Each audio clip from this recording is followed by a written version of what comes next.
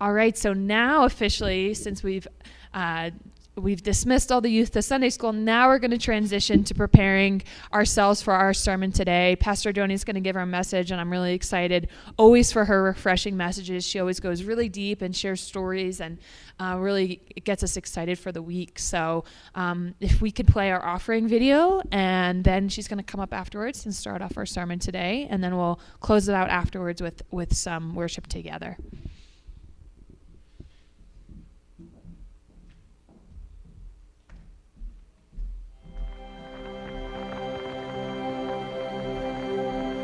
Like the frost on a rose, winter comes for us all. Oh, how nature acquaints us with the nature of patience. Like a seed in the snow, I've been buried to grow. For your promise is loyal, from sea to sequoia. I know, though the winter's long, even richer the harvest it brings. Though my waiting prolongs, even greater your promise for me, like a seed. I believe that my season will come.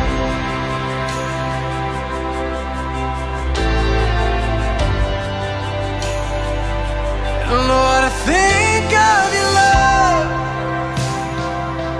like the low winter sun, and as I gaze I am blinded in the light of your brightness, and like a fire to the snow, I'm renewed in your warmth. Melt the ice of this wild soul till the barren is beautiful. And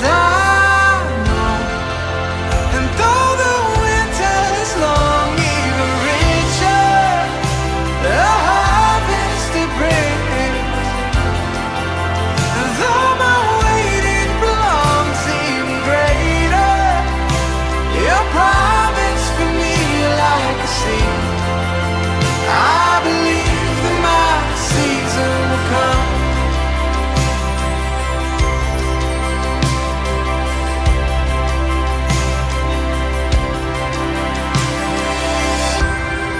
I can see the promise, I can see the future. You're the God of seasons, I'm just in the winter. If all I know of harvest is that it's worth my patience, then if you're not done working, God, I'm not done waiting. You can see my promise even in the winter, 'cause you're the God of greatness, even in a manger. For all I know of seasons is that you take your time. You could have saved us in a second, instead you said, child.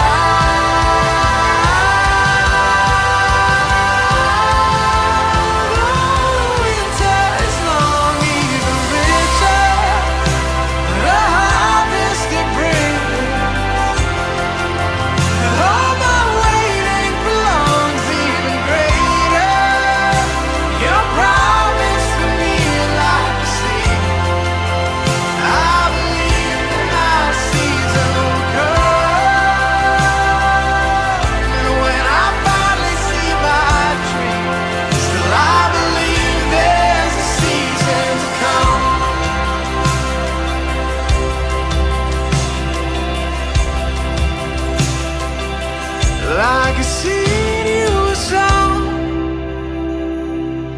for the sake of us all.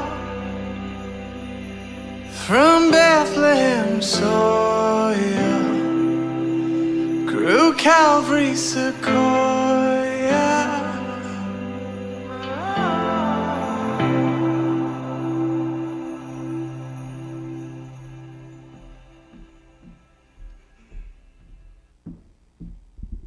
Good morning, everybody. I apologize if you couldn't read the words. From where I wasn't able to read them, and something was wrong with the video. I apologize.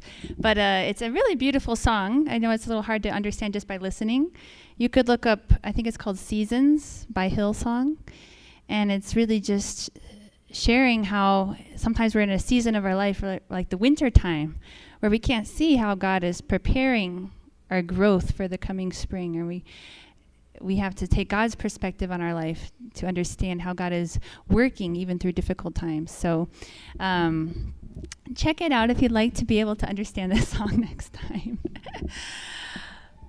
So today I want to talk about the changing seasons and how God teaches us through nature. And I think around this time every year, I think I always talk about something along this topic because I get so moved by the changing of the seasons and the changing colors of the leaves, and they fall, and you feel a difference in the air. There's a crispness, and there's a certain smell, and there's a feeling that it brings. And I think that we all experience that, but I also think that if we take the time to not just experience it but moment by moment, but to actually see how God is teaching us about our life by observing creation, then there's much more that we can gain. So I want to start off with a Bible quote. This is from Job. "But ask the animals, and they will teach you, or the birds in the sky, and they will tell you. Or speak to the earth, and it will teach you. Or let the fish in the sea inform you. Which of all these does not know that the hand of the Lord has done this? In his hand is the life of every creature, and the breath of all mankind." So, in some ways, I feel like this is such a simple lesson. It's so basic in so many ways. We learn about it in Sunday school, that by observing the things that God has made, we can learn about God the Creator. But I feel like it's actually so foundational that without really grasping it, without really understanding how God is displayed in each and every aspect of creation, then we're actually missing out and unable to really understand the deeper things. We often talk about how Reverend and Mrs. Moon, our true parents, brought such a deeper understanding to the Bible. Revelatory understandings of human life and history and our purpose. But the more I read about our true parents, or I read True Father's autobiography and Mother's autobiography, the more I realize that all of their wisdom, I don't think they would have been able to express to us, or they wouldn't have gained without first understanding God through nature. So, True Father said many times that in order to love God, we have to love nature. So I have a few quotes I want to share, or just one to start with. "We need to have a heart that knows how to love nature and love people. Anyone who cannot love nature or love people is not capable of loving God. Everything in creation embodies God at the level of symbol, and human beings are substantial beings created in the image of God. Only a person who can love nature can love God." So if we want to understand the principles and the laws, not only of the universe, but also the laws of heart and the spiritual laws that guide our lives, actually, all we really have to do is to look at the things that God has created. They say by examining the artwork of a great artist, you can come to know the artist. And it's the same with God. As I mentioned, we spend a lot of time focusing on the the deeper understanding of the Bible, the new things that true parents have shed light on from the divine principle. But I also can't think of another religious figure who has so frequently talked about nature as a model and encouraged everyone to have an intimate relationship with creation. I think that all religious leaders who really connect to God understand that. They all encourage us in that, but it's just everywhere in True Father's words and Mother's words of how we have to understand nature. They're always using examples of the monarch butterflies who somehow, without ever having been to their migratory home, they know how to get there. The salmon, without ever knowing where they were born, somehow find their way back to the same place where they were laid as eggs to produce their own offspring. In Father's autobiography, so many times he talks about whatever relationship you look at in nature, you can find that the purpose is love. So I have a few quotes just to kind of display this, to kind of put us in the mood to understand it. These are a couple of quotes from As a Peace-Loving Global Citizen, True Father's autobiography. Spending time in the forest cleanses the mind. The sound of leaves rustling in the wind, the sound of the wind blowing through the reeds, the sound of frogs creaking in the ponds.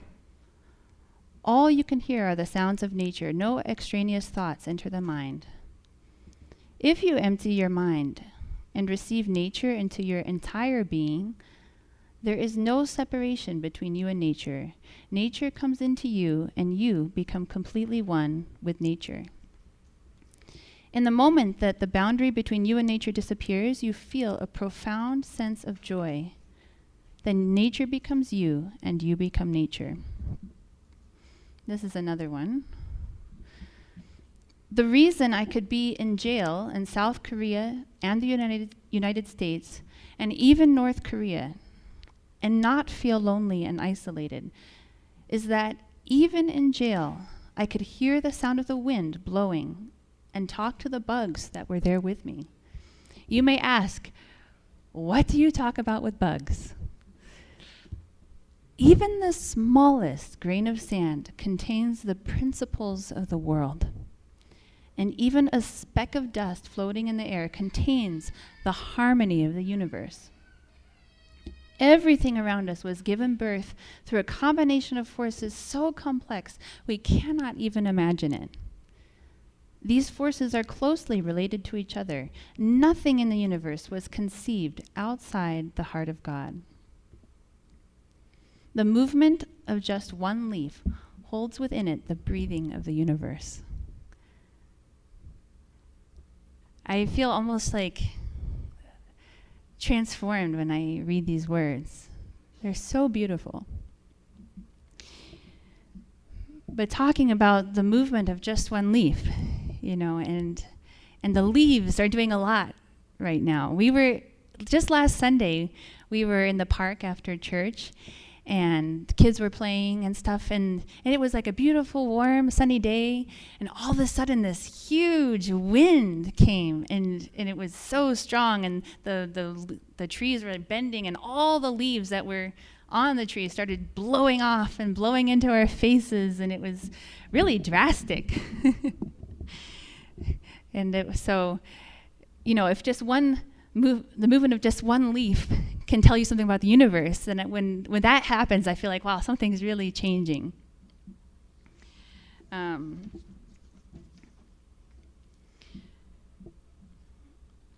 the more I think about it, true parents understand the Bible so deeply, and they also have such confidence in the actions that they've taken in their life.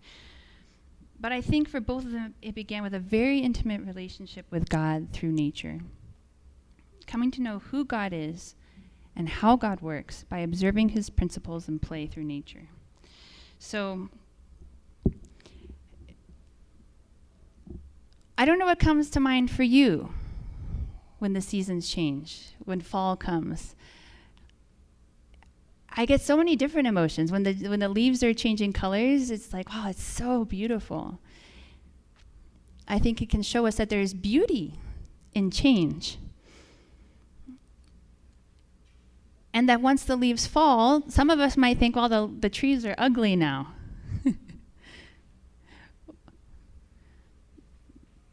But I think that shows that there's a beauty in the process and of being able to let go, right? The trees are letting go. And it also makes me think that sometimes we feel like we're losing something, right? The trees are losing their leaves. They're losing their beauty. Maybe things look like they're dying. But if we actually know what's happening, the leaves fall to the earth and they become nutrients for next year's growth. And while it looks like nothing is happening, actually within the tree and in the roots, the tree is resting and also gathering energy so that the next spring there can be growth. There wouldn't be the spring without the winter. So actually this past week, Mike and I had a chance to take a little date night. We went into the mountains for a night and stayed at a little bed and breakfast. And it was really wonderful, actually. Mike started pulling up photos on our computers from our childhood. Old pictures they're just the little fuzzy square, like Polaroid type photos that we'd taken pictures of, and we hadn't dated them. We like to have them all organized, chronologically. So we spent some time going through these old pictures of looking at us as babies, looking at our parents, and our parents in these pictures were the same age as we are now, in their mid-30s. And we're looking at these and thinking, goodness, who knew, when we were children, who knew where life would take us? And we're looking at our parents, and I'm sure they didn't know where life would take them, what challenges would lie in store, what blessings would lie in store. We go through so many different seasons in our own life. And then as we look through more current pictures, we're thinking, oh, this was like the time of our honeymoon. That was really wonderful. We were also really naive. and this was a really tough time. Well, this was when the twins were born. Oh, this was such an exciting time. Also naive. We didn't know what we were getting into, And looking back,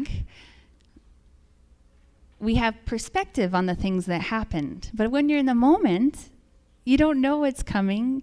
You don't necessarily know what that means for the rest of your life. But life keeps changing, and we keep going through our next seasons. Even in our own church movement right now, actually today, Reverend Damian Dunkley, our church president for America, and Bishop Kim, I believe they just finished giving their last joint service. So I hope that if you didn't see it live before you came, I hope you get a chance to watch it and see their farewell message. This is a changing season for our movement, right? We're saying farewell to Damian. He's going to Southeast Asia, and we're receiving a new leader for North America. And in this moment, we don't know what the future looks like, right? We don't know what that's going to look like. You might also be in a changing season of your life.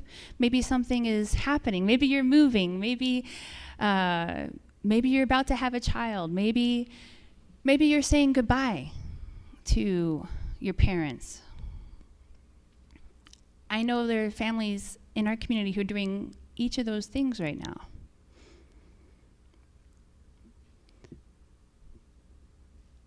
Or maybe you feel like you've been in this particular season for a very long time. And maybe it's the winter season, and you just don't know how God could possibly working to prepare you for the spring. Or maybe it's really hard to believe that there is a spring coming.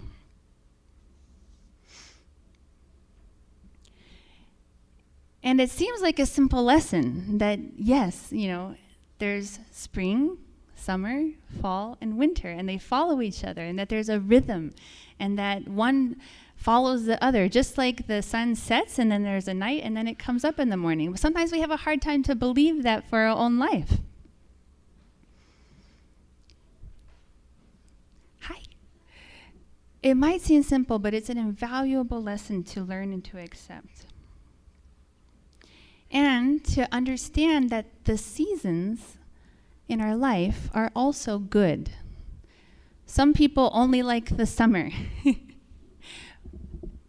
And some people really like the spring. There's a few people who really like the winter, but typically we're like, oh, I don't want the cold weather. I can't wait for the spring. But there's a purpose for each one of these seasons. I think sometimes it just, living in the city, I find that it's a very different experience for me. When I grew up in Missouri, I was in nature, I was outside every day, and I could see day by day the progression of the sprouts coming up in the springtime, right? The new growth. The summer is a time of growth and multiplication, energy, excitement. And the fall, when it seems like you're losing things, actually that's when the trees drop their seeds. That's when they're planting the new life for the next year.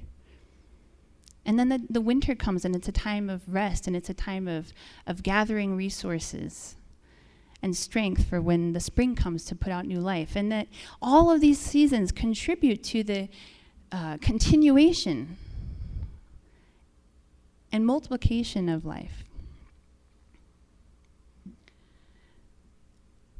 So all of this is to say, let's not forget to take a bigger perspective on our life than just seeing where we're at in the moment.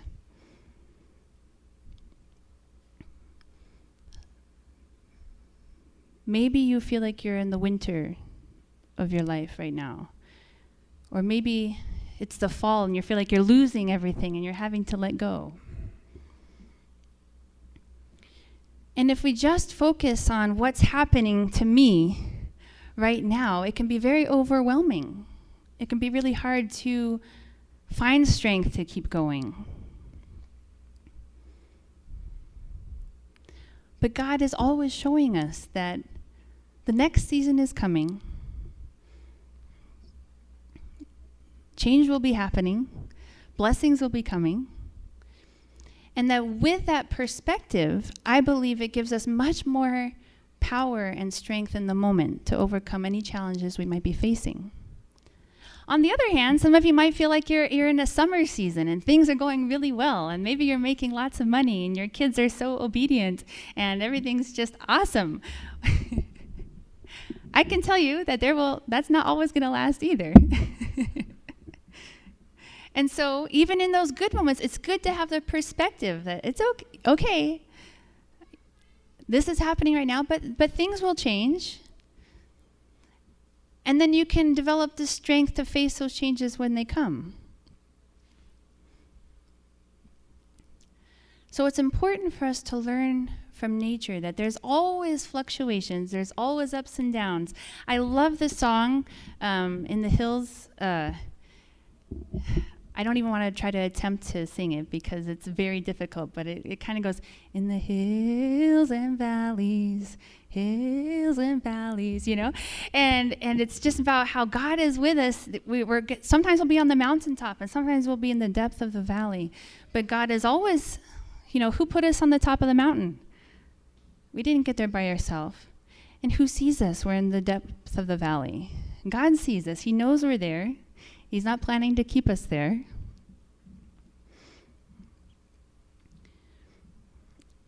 But I have this quote. Maybe some of you have seen this on Facebook. I've seen it circulating a little bit. And we had a nice conversation about this at our family retreat a couple weeks ago. The one who plants trees, knowing that he or she will never sit in their shade, has at least started to understand the meaning of life.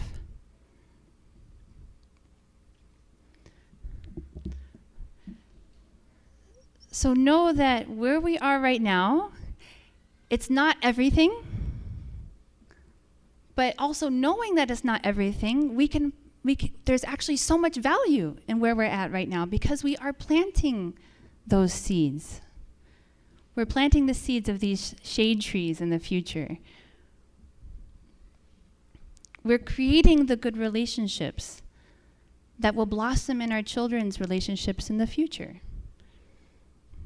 even in the difficulties, when I have to have a hard conversation with my daughter. For example, this week, my 4-year-old has had one of her most mischievous weeks, which is saying a lot. And we've had to have some very serious conversations with her that she cannot go into her sister's room and steal her things, and she cannot sneak into the candy cupboard and eat the candy, and she can't break her brother's toys, and there's many things that have been happening. and she's just so adorable. I just want to cuddle her and squeeze her and love her, and I don't want to have consequences or punishments or withhold things that I like to give her that make her really happy.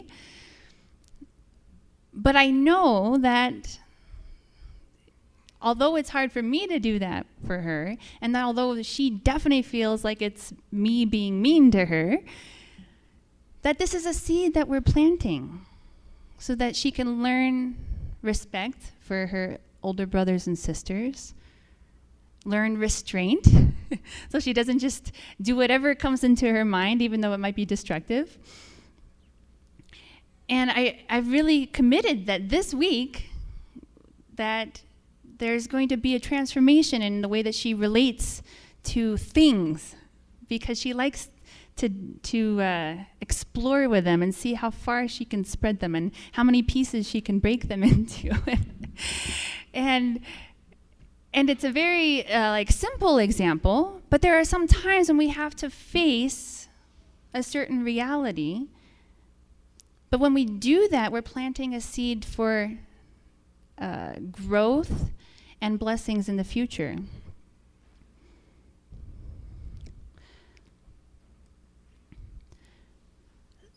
So there's kind of two aspects of this. One is don't worry too much about this moment, because God is working in our life. This moment is not everything. Our seasons will change. There will be ups and there will be downs.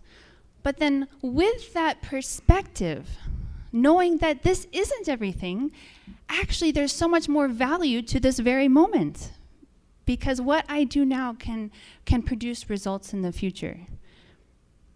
Maybe it's just planting a seed, and maybe we'll have to go through a winter season before we actually see the fruit. Or maybe now is the time to harvest. Maybe now is the time to harvest the fruit and can it so that we can make it through the winter. But with this perspective, we realize that even if I feel stuck, or even if I feel like things aren't going my way, or maybe things are going too fast and I feel like I can't keep up,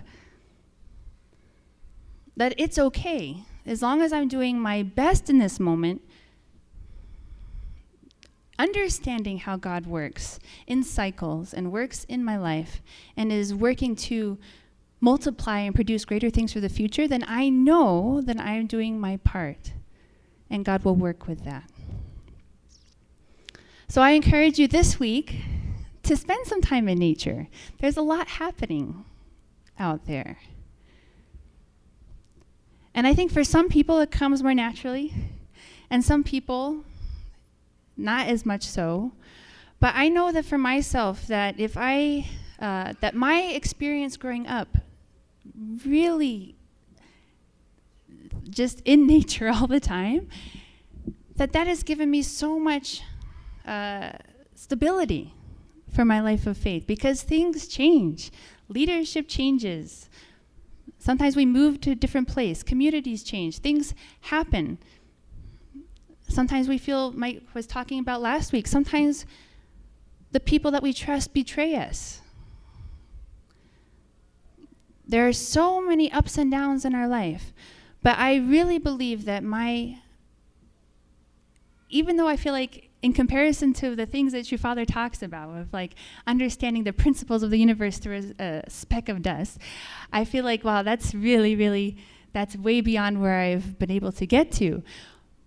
But my relationship with nature growing up has given me a sense of peace, given me a sense of continuity, and I really believe in God's goodness because of my relationship with nature.